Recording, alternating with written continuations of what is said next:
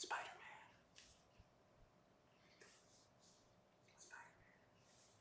Oh, I can hear myself.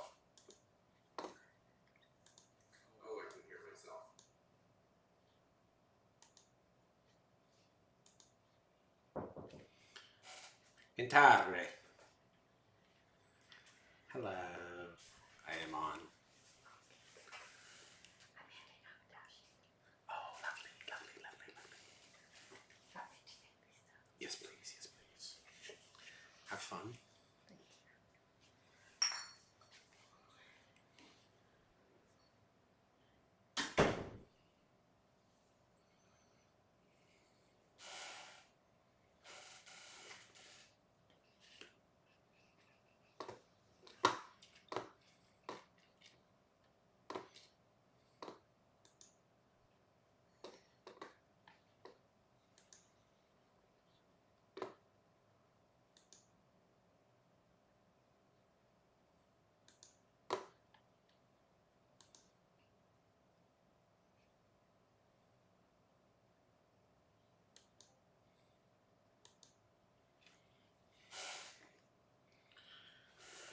Okay.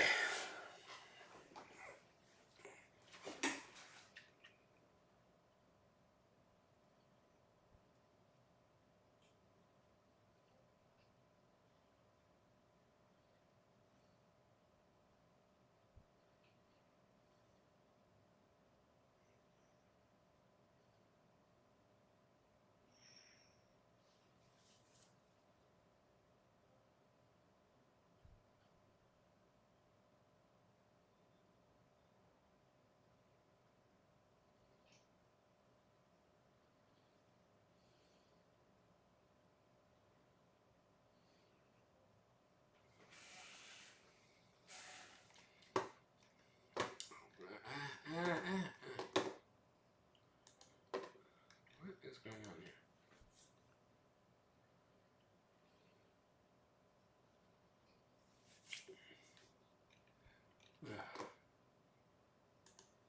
What is going on here? Oh, okay, fine.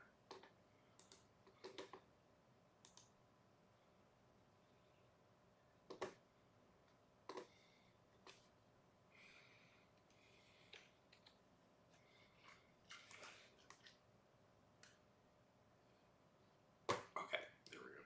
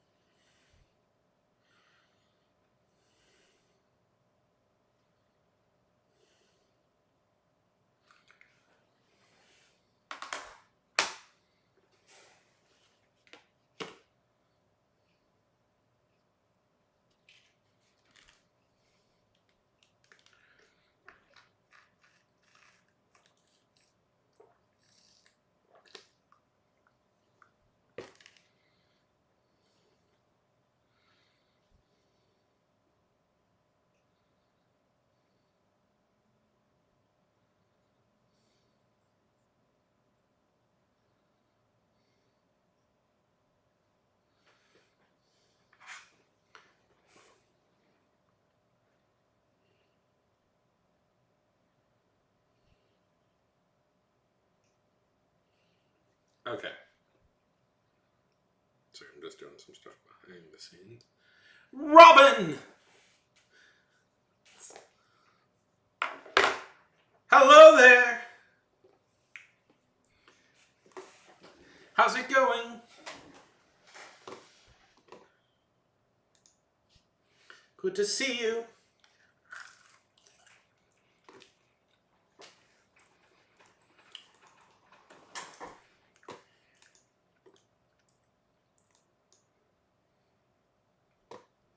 Hope everything is going well.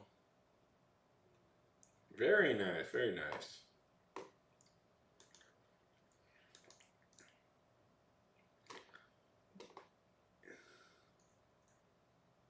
Yeah, I heard they can get addictive.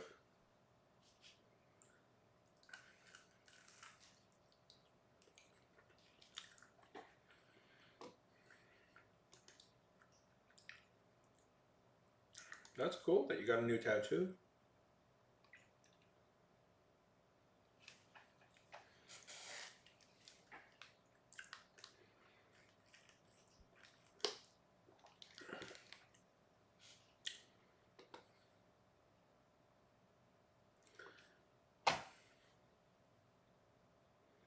That's fun. I didn't get a new tattoo. I feel like I'm always boring when I like come back because it's like, what have you been doing with your life? It's like I've just been writing. Like I don't do a lot. I write and I draw and occasionally I go to like the gym now. I go to the gym somewhat consistently. Not in the past few days, just because everything's been busy.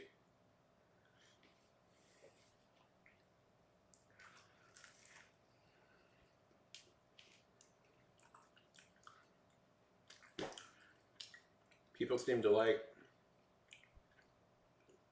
yeah, I have. But mostly it's about writing right now. I finished my short story that I was working on. I've shown it to a few people. I'm getting really positive responses from it, so that is cool. I think with a little bit of editing.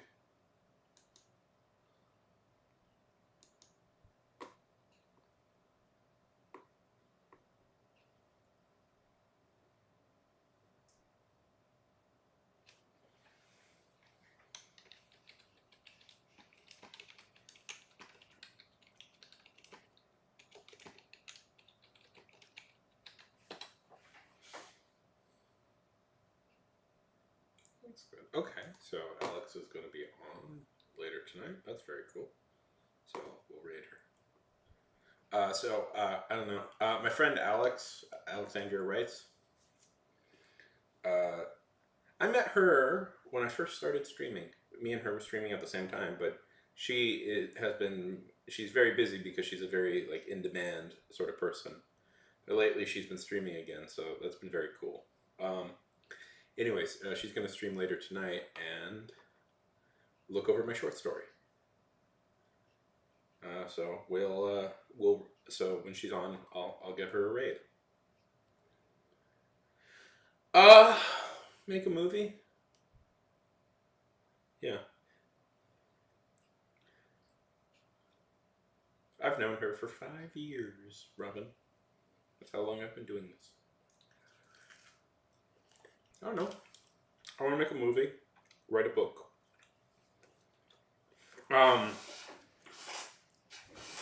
But I was thinking today. I've had this idea in my head for a while of I want to direct a movie. I want to write and direct a film.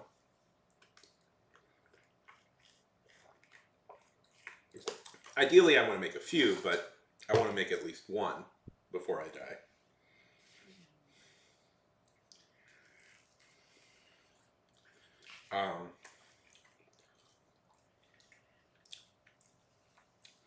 Lately, I've been having the thought process. Ashes! So good to see you.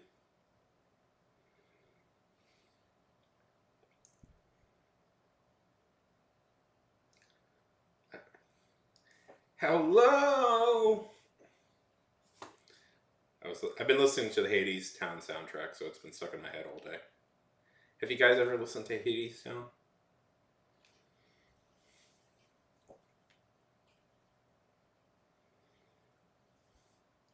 How goes it, friend? Rough, rough, rough, rough. Dancing dinosaurs and barking doggies.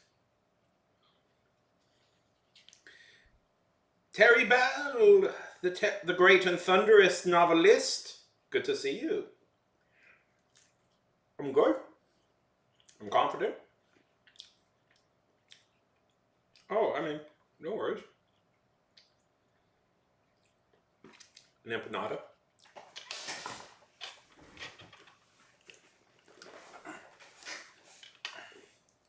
An empanada.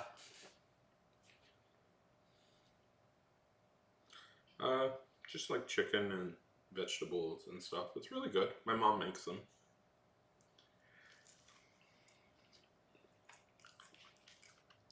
Um,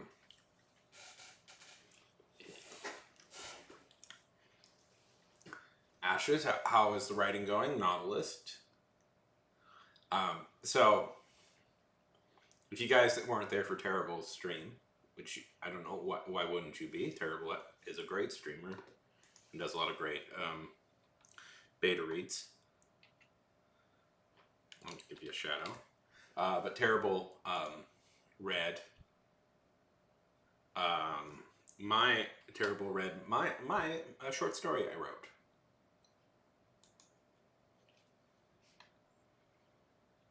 Very good. I know. That was shocking to me that we have an American Pope. I come from a very Catholic family, so that was a big deal in the household.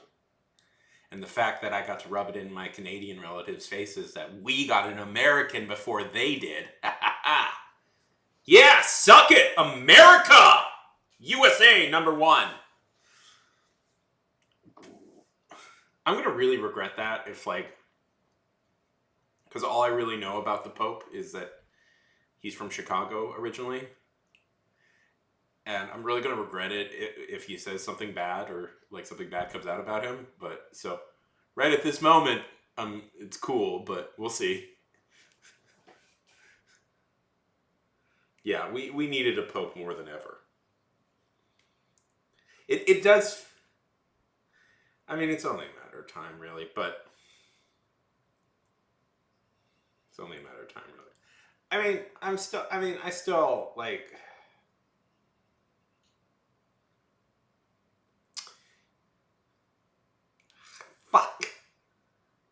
Fuck! I knew something would come out, but... Oh, well.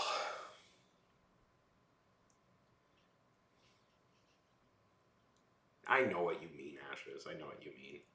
Ashes, I know. I don't want to get into it. I know what you mean, though.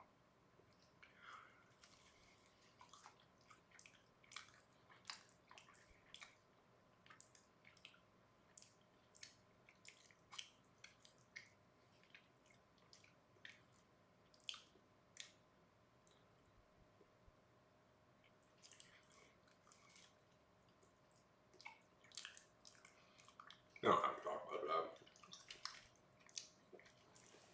But the Catholic Church, for many years, covered a lot of bad shit up.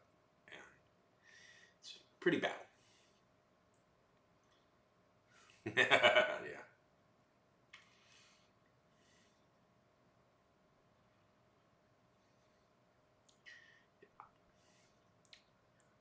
Although he also has Peruvian citizenship, so you know.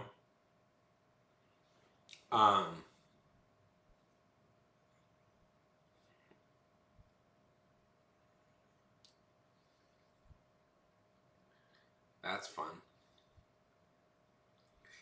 I do wonder if, since most of the world's Catholics, the majority of Catholics of the world now live in South America, live in the Americas, that it might be pretty rare to get, a European Pope for a long time. Because it feels like it. I don't know. It just feels like it's since most of South America is very Catholic. Not most of, but there's a good deal of there's a high percentage of people in South America are Catholic. Feels like that's going to probably be where the power lays for a while.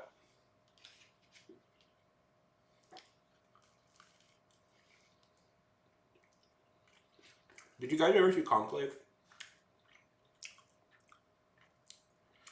That fairly serious movie about the papal election that's, for some reason, Stan Twitter got into?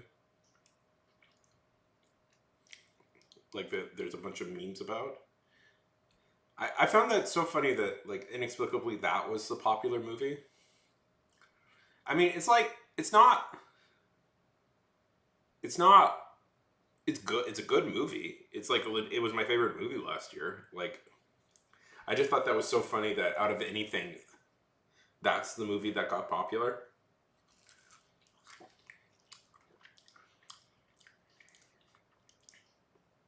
So Ashes, tell me, how is the writing going?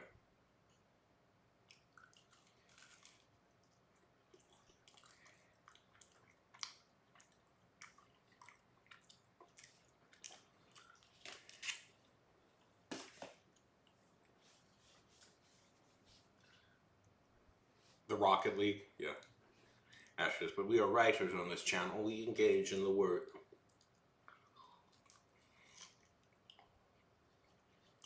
Yeah. It's a good movie. You should watch it. It's a good movie. I don't know. I find it funny because it's like, can I be like real, like mean for a second? I'm going to be mean for a second. I'm like,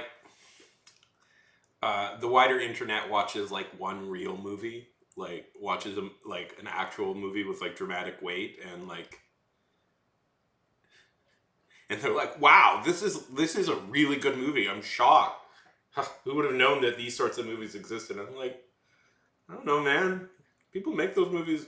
Those sorts of movies always existed. I just don't know if you guys watched those. That's my one, like, little.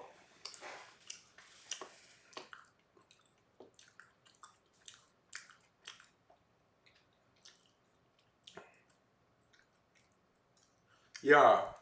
I mean, I'm happy. They should. I'm happy they experienced that, but it's like, it's not super shocking that a movie like, I don't know, an audience that I think is mostly used to like superhero movies. Not that superhero movies are bad.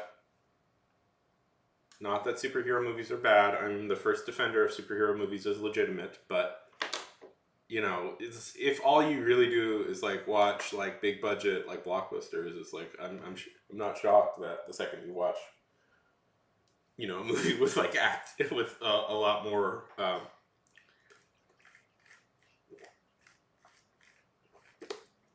acting and drama might kind of blow your mind. No, I haven't. I saw an edit with where they put it to MF Doom music.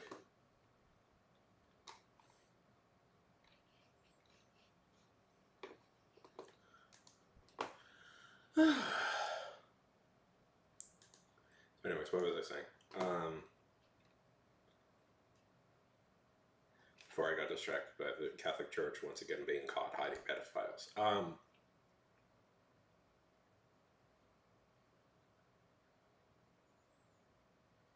What was I saying?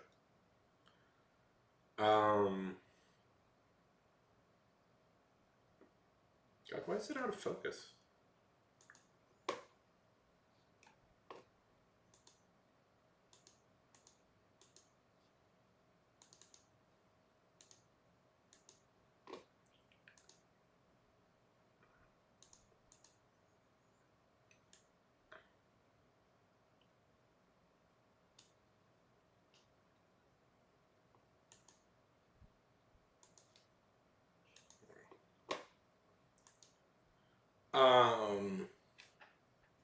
Anyway, so terrible over on terrible.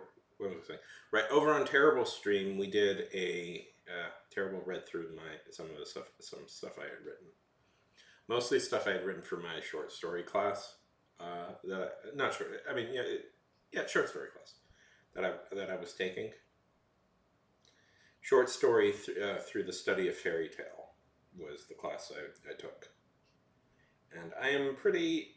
I think that story turned out pretty good. I'm pretty not like such a braggart, but more like I just think it's good. I'm proud of it.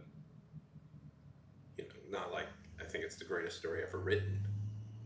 I do think they'll be studying it for hundreds of years from now. but it's not like the greatest story ever written. We had a. So I argued to Terrible here that Terrible always looks at everybody else's stuff. It's only fair that somebody gets to look at his stuff. So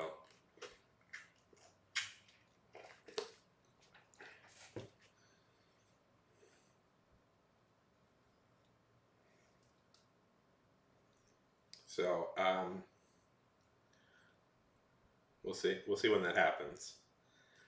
I was planning to do it during my mega stream that will come up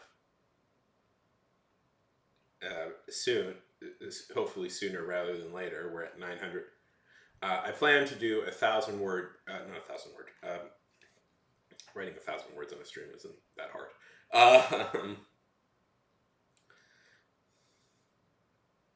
Well, everybody here follows me already. A 48-hour stream for my thought. Once I hit 1,000 followers, so.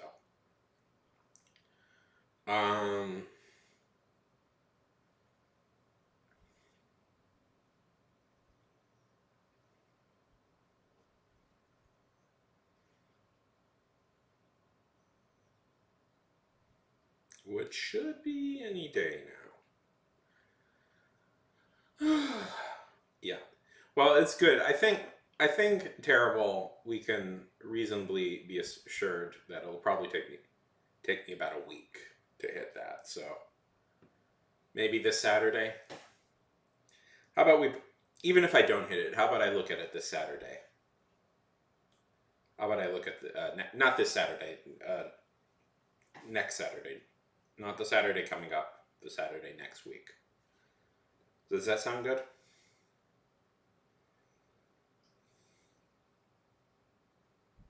Yes. Yes. Okay. And Terrible has assured me that it is a... Oh, well then I don't want to...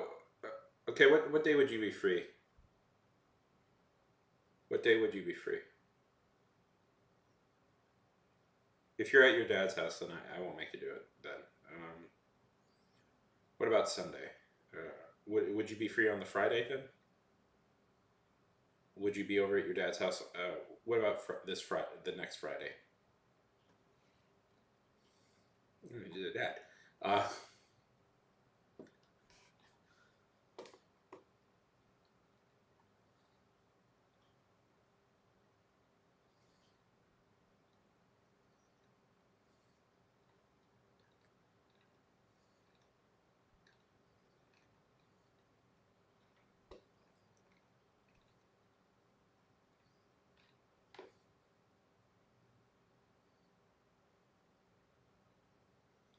Okay. Saturday, we'll see.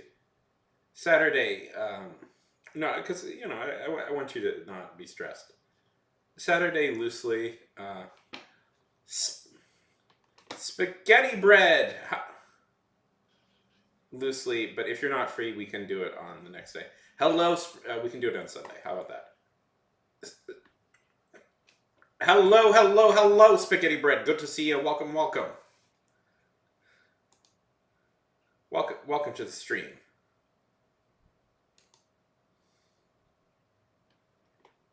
Yeah.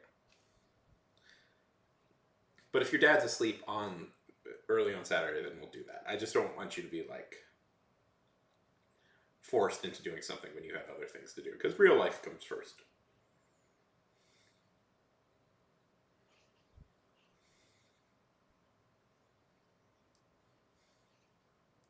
How's it going, spaghetti bread? Tell us a little bit about yourself.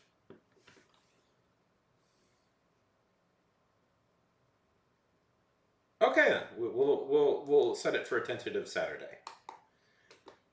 Exact time to be determined. Exact time to be. Yeah. I'm going to be looking at some of Terrible's writing here. Uh, yes, we are going to do a writing night next week, which should be exciting. Hopefully we can do. Hopefully we'll do it as part of a big 1,000 follower celebration. Tell me, what type of stuff do you write, Spaghetti? And I think an enthusiastic desire from Spaghetti to get some actual writing done means that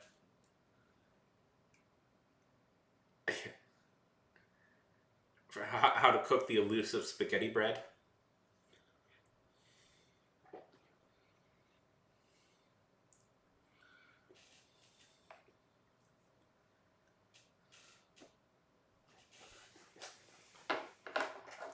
I think an enthusiastic desire from Spaghetti here to get some actual writing done. Well, we could. We could do it right now. We're just planning.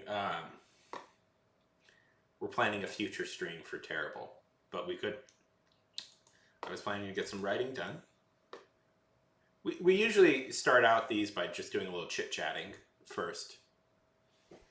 We usually start these just by doing some chit chatting first, and then we slip right into the intense, heart pounding, exciting night of writing.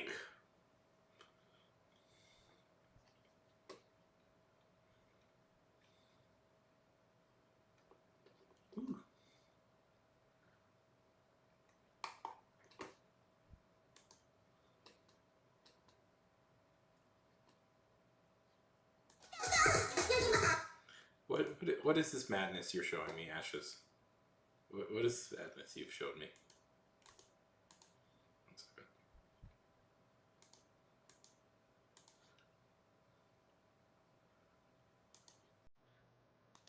Hey, as somebody who grew up Catholic, I have opinions about that stuff.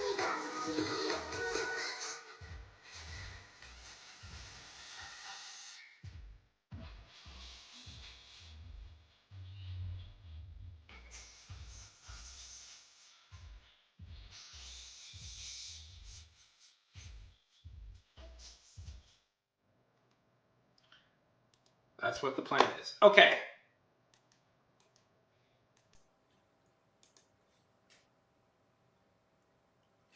Apparently there is. Conclave seems to be a real... the movie Conclave seems to have ignited the fascinations with... the fascinations with the with young people about the papal elections. I really like that movie. I wish more... I keep trying to recommend it to people I know because I want to talk about it.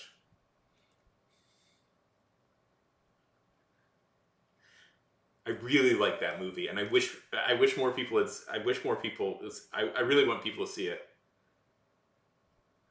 Well, no, Spaghetti, they did a movie. Well, what's funny, Spaghetti, is they already did a movie last year about the election for the new pope. It's called Conclave. It's with Ralph Fiennes. Yeah, well, it's an interesting movie. And I just think it's so fun. Inexplicably, like, the TikTok Gen Z kids got into it. Even though it featured, like, it featured nothing but, like, old men in, like, suits, in, like, priest robes.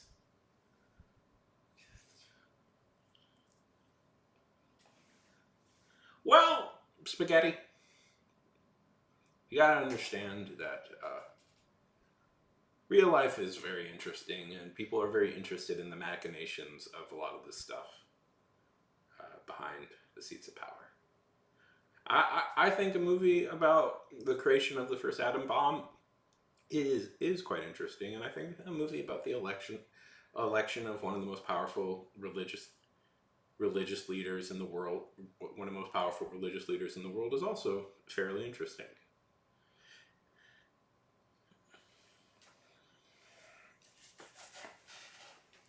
Yeah. It is. Yeah, I mean, yeah. I mean, documentaries are interesting in and of themselves. Yeah, I mean, I mean, there's nothing wrong. I love fantasy. I'm writing a fantasy right now. Um, there's a great Hayao Miyazaki quote where he talks about this. Not exactly this, but it's a good idea to think about. Have you guys ever seen that? This was a GIF that pops up a lot, where he says anime was a mistake. Ashes, I assume you've seen this clip, right? Where he goes like, "Anime was a mistake." People misinterpret that a lot. See, yeah, okay, so he doesn't really hate anime. What was going on is he had gotten to kind of like he had gotten irritated with some of his animators because he wanted, I forget what movie it was, but he wanted them to animate. It was I believe it was a dragon, and he said it should feel like it should be like when a cat. It should be like when a cat.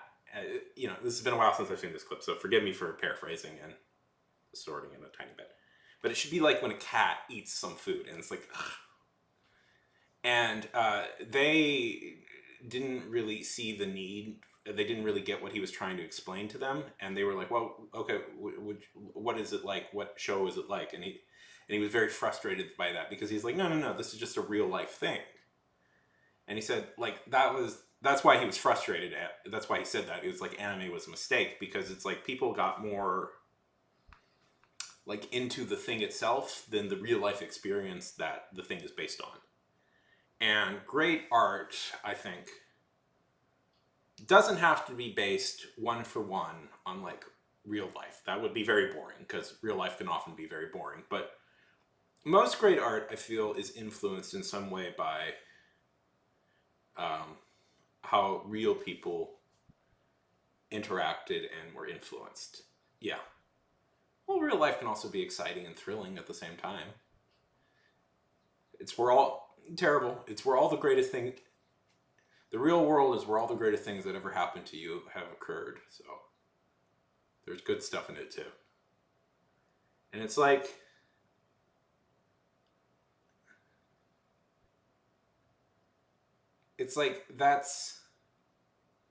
that's what he was saying. Is like when the art becomes exclusively about the art and doesn't try in some way to like capture something about how real humans experience the world, then it kind of loses itself.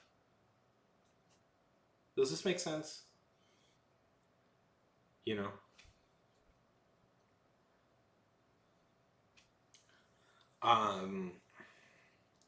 So I feel like,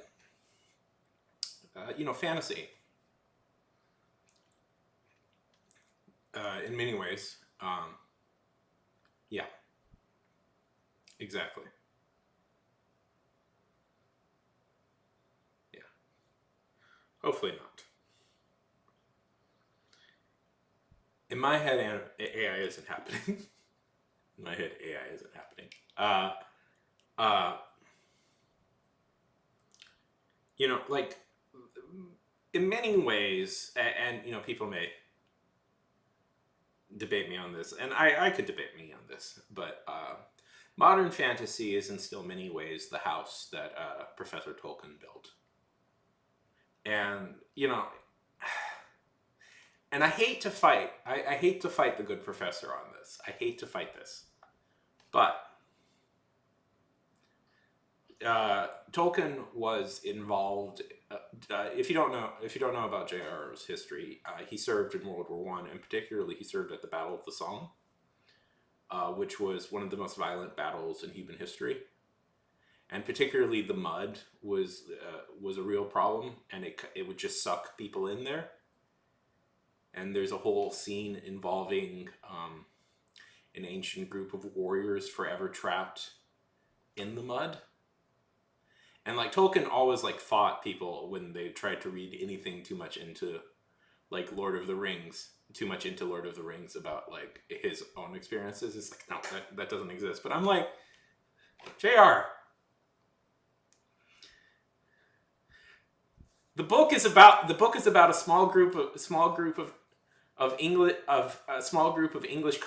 countryside folk having to experience the most violent political like war in violent political war in their history. Are you sure this might not be a little bit you processing your experiences in World War One? I'm just saying, JR. Are you sure it might not be at least a little bit about that?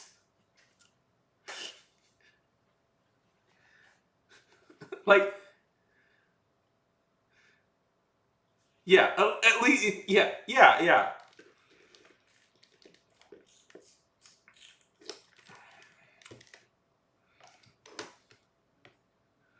Yeah. And it's hard not to think, because, like the Shire and, well, but here's the thing, Spaghetti. He fought that forever. He always said that's not what it was about. Every interview he ever gave, he always said that wasn't what he was doing.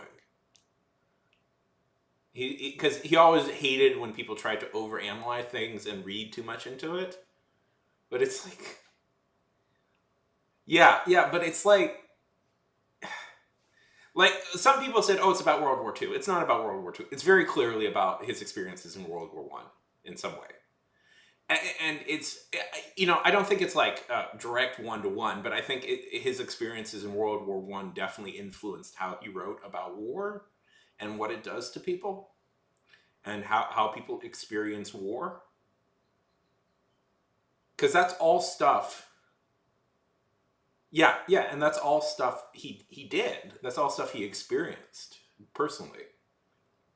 Anyways, so I often...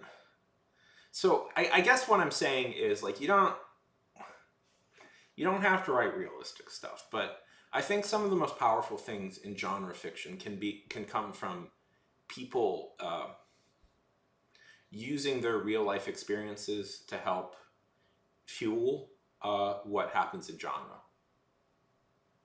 like what happens in like genre fiction.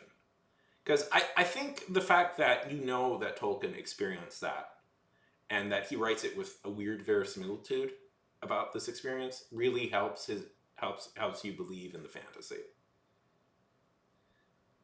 He definitely... Oh, Ashes, he 100% didn't.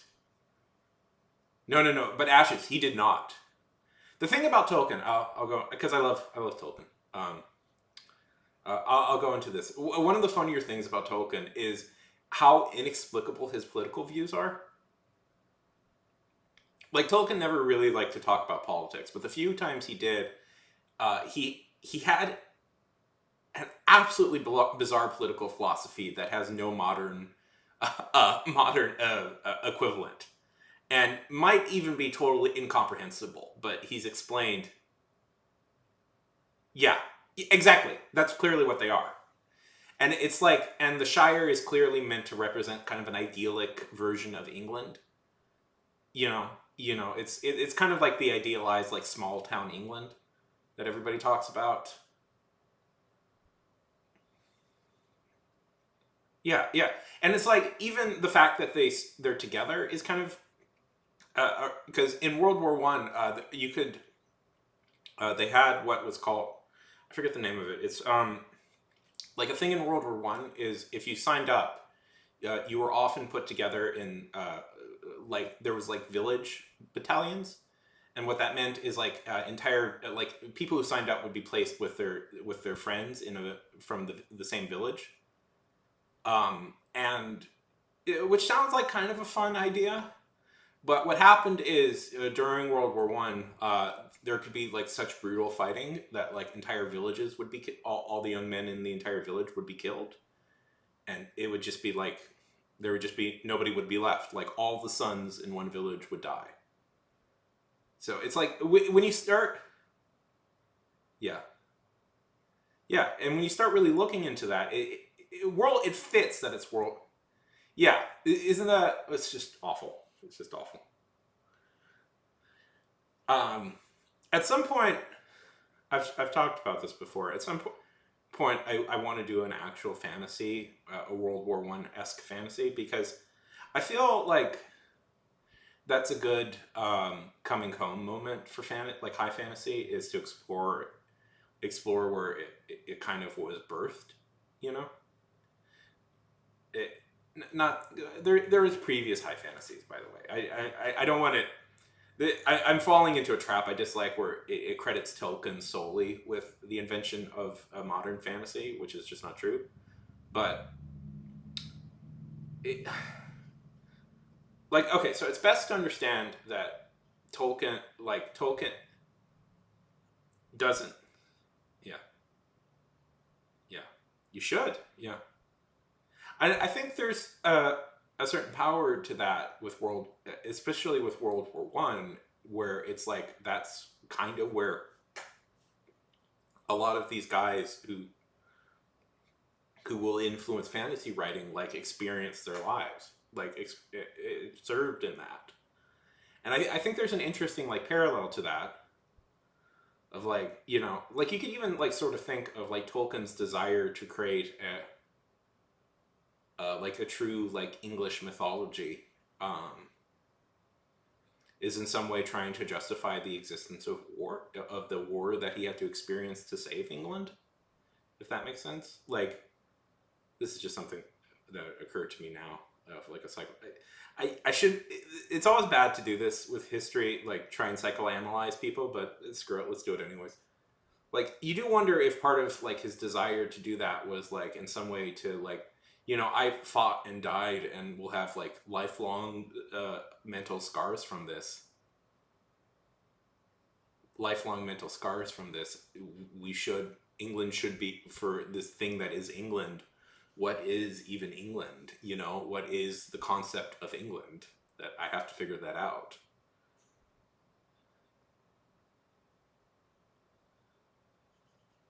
Yeah. Well, Ashes, we're talking about this, and yeah, well, like Tolkien never wanted to admit the influence of World War I on his thing, and even though it was very clearly influenced by World War I. That is what is called Death of the Author. And there's both good things and bad things about Death of the Author. I find, if I could be honest, I find it maybe a tiny bit overdone at the moment, to the point where like there are some people who will like yeah, yeah. Oh, and like there's cultural.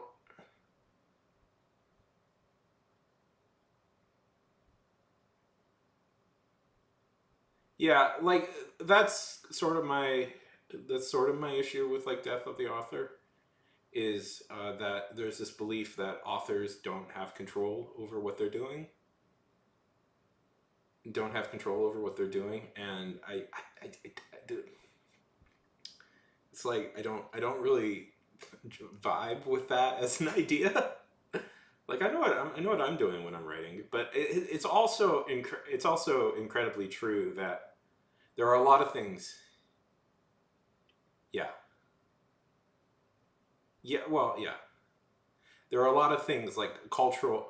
Like, the point I was trying to make is that Tolkien was riding a bit of a cultural wave also at that moment. Like, there's earlier work, the Kravada. If Emperor of Finland comes in here, he'll be very upset if I don't get it right. But that he was very much influenced by, there was a sense of nationalism. There was a, but yeah, there's undeniable things that he was not influenced by.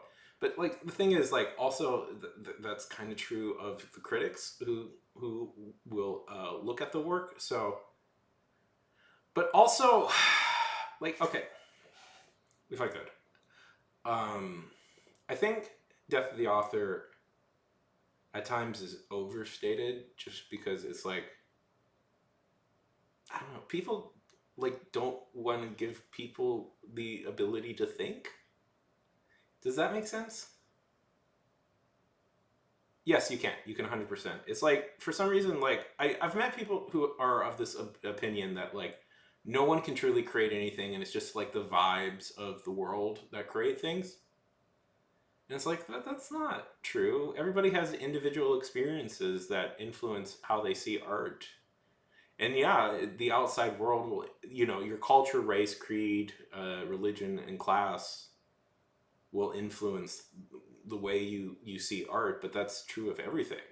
It's like that's true of everything. And people also will, but people also react to that very differently. It's like, to use another example, like very popular, like Star Wars. If you want to look at like Star Wars, it's like George Lucas. Like, the thing that might be hard to understand about Star Wars is that in many ways it was quite revolutionary, but also in many ways it was very old timey. Like, Lucas had a very like structured view of stories and the way they work, as opposed to like what had been happening previously in like films was a very different idea of how to do sci-fi, which was a lot more ponderous and cynical and dark. With like, I'm trying to think of a good example. It's like something like Logan's Run, or I mean, 2001: Space Odyssey was a big influence on sci-fi at that time, where it was like philosophical questioning of the world and its existence. And like Lucas fought against that with like a much more structured, like honestly more optimistic take on like sci-fi. But it's like he also was very interested in like pulp sci-fi and like read a lot, and he was interested in samurai movies.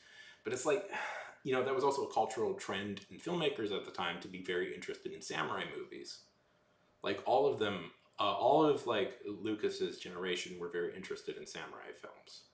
Like that was just a popular thing that existed, and you could so it's this thing, but everybody has a different take on it. Like,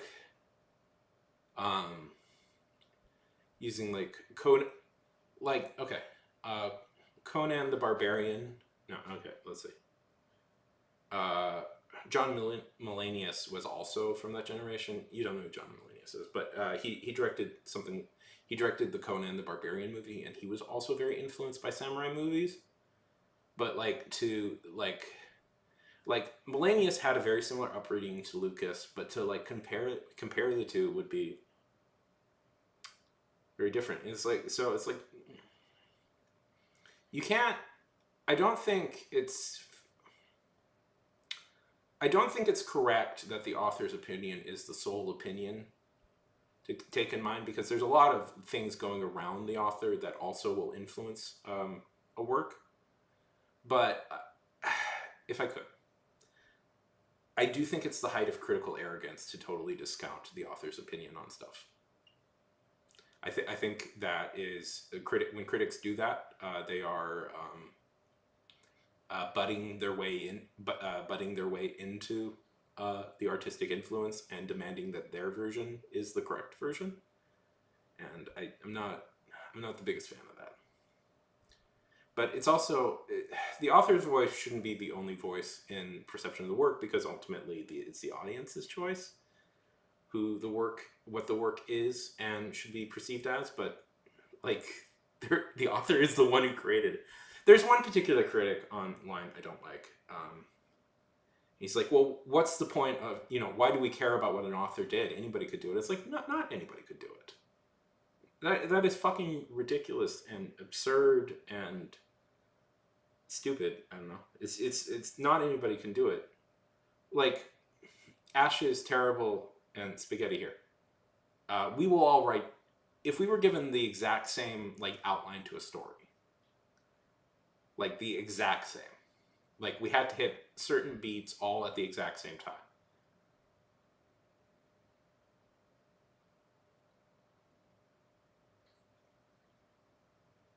And Spaghetti. People pick names. If we, yeah, Terrible. Nick, I guess I could use Nick. If we were all given the exact same story beats and the exact same like structure we had to follow, the story, but things would be 100% different. Like, like you can try and control it as much as possible. You can try and control like writing as much as possible, remove as much influence as possible from the individual, and you will still get different perspectives. And that is the individual's person's life that has been lived. Sorry, that was a long rant, I guess. I didn't mean to like fight you on that. I was just like, I didn't mean to fight you on that. It's like I don't discredit like other people's opinions are as important, but I sometimes think like Death of the Author people are maybe a tiny bit too evangelical with the idea.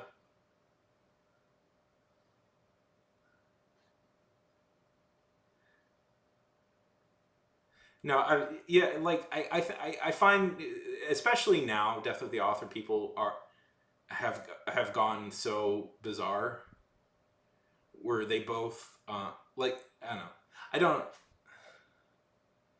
There is a certain subsection group of people who are of the opinion that stories must 100% fit their definition of a good story, and if that doesn't happen, it's bad.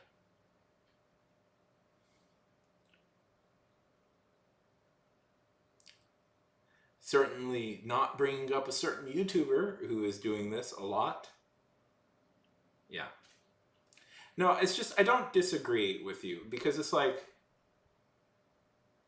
in fact, I was even saying that with, like, Tolkien is a funny case, because when you look at like something like how like with Tolkien, it's like, what's so absurd about Tolkien is he would refuse to acknowledge that there was outside influences on him. He refused to acknowledge that there was outside influences on his writing, which is objectively absurd, because there were clearly outside influences.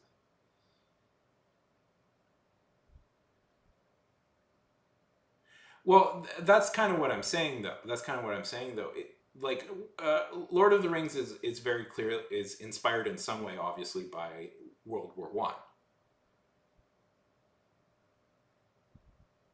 Yeah. Well, I also, yeah, but on the flip side, I think it's ridiculous to perceive the author as like, which I see people also doing at the same time, to perceive the author as sort of a godlike figure who can create these fantastical worlds by properly, or fantastical worlds with just a click of their pen. And the critic's job should not be to analyze it and explore it, but instead should act as like a priest or an acolyte who divines the creator's intent from every word. Because it's like, so okay, if I could, sorry, this is getting real like technical and fiendy, but if I could, for just a brief second, talk about a very important thing that every critic must keep in mind, and And my problem with modern day critics is I think they ignore this thought process. So a big thing I believe in, a big critical theory I believe in, is what's called spectator theory. Have you guys ever heard this? So spectator theory is an idea, and the basic thing is, when you are a critic or a viewer in general, you must acknowledge one fact: you will bring your own personal ideas and beliefs into a piece of art. And what that means is, when you're watching something, you've lived your life. You've experienced all the art you've experienced, and you've experienced all the life you experienced, and you are going to bring that to any piece of art you enjoy. And that means that you have to remember that when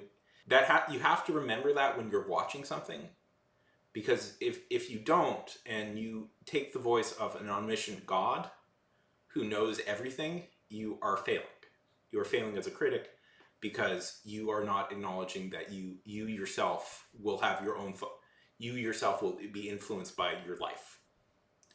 And sometimes with these death of the author people, particularly, I feel that that's a failure. I don't see them practicing good spectator theory. Practicing good spectator theory. They talk with definitives. Oh shit! Is Alex on now?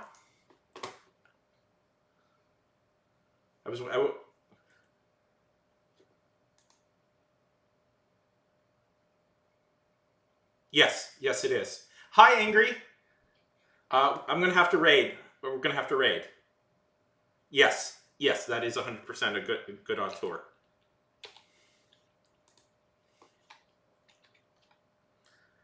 I'm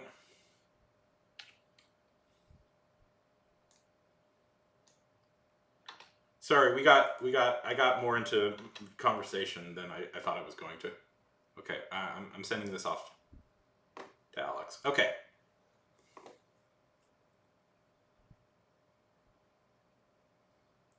We didn't get any writing done. I'm sorry. Maybe after Alex's stream, we'll do some more. Okay. Bye.